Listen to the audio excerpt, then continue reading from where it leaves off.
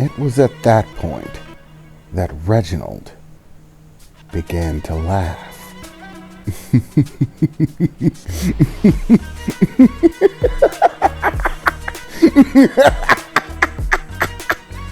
He laughed deeper and deeper. He laughed so hard it looked like he was running short of breath. And as he laughed, the red shirt that he wore beneath his suit began to glow an ominous red, like the emberous coals of a fire, growing brighter and brighter as if someone were stoking it, as from the black suit that he wore, smoke began to drift, slowly wafting above his form as he laughed, mad laughed, as if he were losing his sanity in the moment, as the red shirt that he wore under his suit and the cufflinks began to burst into flames, heat waves rising from him, along with the fire and the black smoke from his suit. It billowed from everywhere, even his mouth, as he laughed madly, laughing so hard that he even began to have to stand from his chair, leaning on the table, with one hand while the other was clasped around his midsection, the fire emanating from his suit and body, the heat beginning to cause the tablecloth to catch fire. "How completely absurd!" Regimen shouted, his body and suit still ablaze, drifting fire and smoke, his eyes, as they opened, beaming red, as he stared down the All-Force. "Completely and utterly absurd in every way. You dare lecture me about fear? What do you know of it?" Regimen shouted, and as he moved, Delius noted that there was something curious about it. Curious and yet somehow familiar, as what seemed like a double, a projection of red light, a fiery doppelganger, shuddered from within Reginald's form, mirroring his movements, but not exactly, so that the patterns didn't exactly line up. It was completely unsettling, especially given Reginald's current state. What are you, one who rules over everything as God, who stands beyond all things, who understands all things in the universe, all-knowing, all-powerful? What could you possibly know of fear? Such a thing could never reach you, and as such you have no concept of it," Reginald said furiously, glaring the All-Force down across the table. "You speak to me about concepts that you don't understand, that you can't fathom, because you're beyond it. You perceive it as superior, but the truth is that you're simply so beyond it that it's inferior. You cannot truly grasp it nor understand it, because you cannot experience it. You can never know fear, because there's nothing in the whole of the universe that could harm you. You will never know loss, because there is nothing in the universe you truly value. It is the crux of your being, so beyond everything that truly everything worth having is beyond your reach. Truly, even victory means nothing to you. Why would it, when it is always assured, and thus the concept of victory and any grasp of what it truly is forever beyond you. No matter how much you claim it, it will never truly be yours. Victory is not simply the claiming of victory. No, it is beyond that. To truly claim victory, one must know perseverance, to face true challenge and rise beyond it. It is something that you, one who has no equal, could ever claim. You know not the trial and effort, the suffering, blood, sweat, and tears that people endure and able to claim victory. And thus, no matter how often you claim it, it is but a bitter taste in your mouth, meaningless, And yet you dare speak to me of fear, having no concept of it yourself.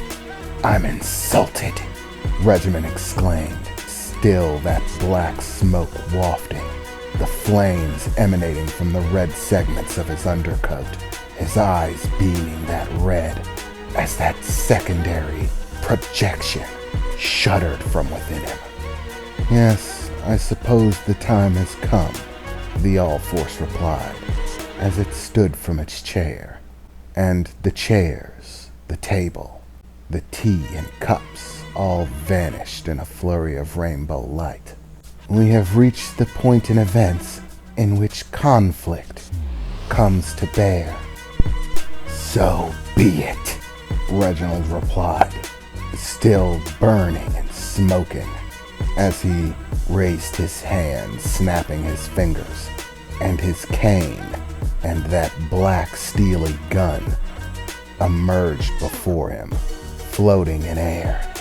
Ah, your tried and true weapons, the keys of damnation and salvation, two of the most powerful magical artifacts that have ever existed. One stolen from the deepest vault in the armories of hell itself, with which, in combination with the Black Book, allow one to open the gates of hell whenever they so choose. The other, the key of salvation, the weapon of choice for the Archangel Michael, before he was given the Michael Sword in order to dispatch Lucifer, once stored in the armory of the celestial realm, now in your possession. Both exceptionally powerful weapons when wielded by exceptionally powerful magic casters and other such individuals, both possessing a great array of abilities, the All-Force said, as Regiment began to spin his cane, and in a blaze of golden fire, its form shifted into that of a sword, which he quickly grasped. As Reginald's form began to shudder more intensely, that interior doppelganger shifted violently against his still form, moving frantically about, in contradiction to his still status, until finally, in a burst of red, this red fiery apparition, a doppelganger of Regiment himself, emerged from his form, bearing the same clothing and appearance, except all spectral, see-through, excluding the fire that composed most of his form. Spiritual fragment, translocation, Regiment said, as he quickly tossed over the sword, which was clutched tightly by the doppelganger standing at his side, as it stood tall to its feet next to Reginald, adjusting its spectral tie. Well, I guess today we get to test what we have against God. This should be fun, the spectral doppelganger said, smiling brightly as the flames around him intensified. Yes, such a powerful echo of one of my 7 children, so much so that you possess the ability to fragment your soul itself, the segment of your soul imbued with its own unique spark, giving it its own sentience, the spirit of ambition, something that only the most powerful echoes of my child are capable of manifesting, a reflection of the ambition that dwells within your soul, equal to you in every aspect, strength, speed, intelligence, and with access to all of your magical power. Indeed, without question, you are one deserving of the title of dealer, the All-Force said as it stared down Reginald and its doppelganger. Well, since we're starting things up, I might as well start out with a bang, Reginald exclaimed as he widened his stance, gun in hand, staring down the All-Force, as the smoke and fire intensified, billowing heavily overhead, beginning to spread out, fill the area around him as the ground shook, and bolts of red lightning began to streak the skies. "Clockwork combat system. 5 strokes," Reginald shouted.